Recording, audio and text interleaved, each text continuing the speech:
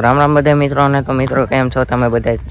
મજામાં જશો ઘણા દિવસ પછી બ્લોગ લઈને આવી ગયા છીએ આપણે મિત્રો આપણે ટ્રેક્ટરમાં નાખી દીધી છે 130 ને ટેડિયાની પેટીઓ આવી નાખી દીધી છે હું તમને દેખાડું મિત્રો આપણે બે પેટીઓ નાખ્યું છે ટેડિયાનું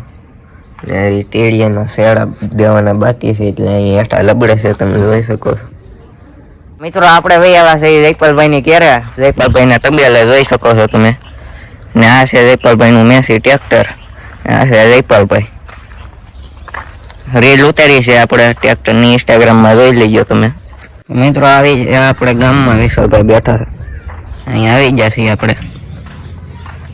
મિત્રો આ છે આપણે વિશાલભાઈ જોઈ શકો છો તમે મિત્રો વિશાલભાઈની ગાડી ચાલુ નથી થતી હું છું જોવો તો તો વિશાલભાઈ આમાં ક્યાંક જોઈએ છે પેટ્રોલ છે કે જોઈ ગયો પેટ્રોલ તો આખી ટાંકી પૂરી આમ કરીને હાથમાં આવે જો આવે ને આંગળી બોલ લે શૂટ કાંઈ નથી મિત્રો આમાં ટાંકી ખાલી છે ખાખડા તો છે થોડો ઘણો એક અંડીર વાંધો છે આ ડિલક્સનો કાક તો હેઠે જ આવે ને હેઠે જ આવે તો હું છું ઉપર કરીએ હા બસ હવે ચાલુ કરો તો ચોક ચડાવી ચાવી ભરાવી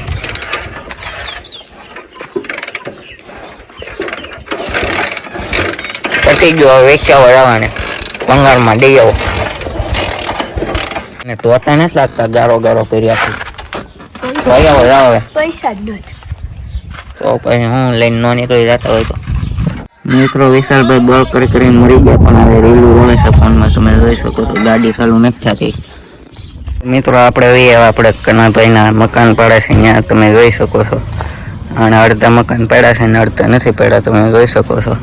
બે ભાઈઓ પાડે છે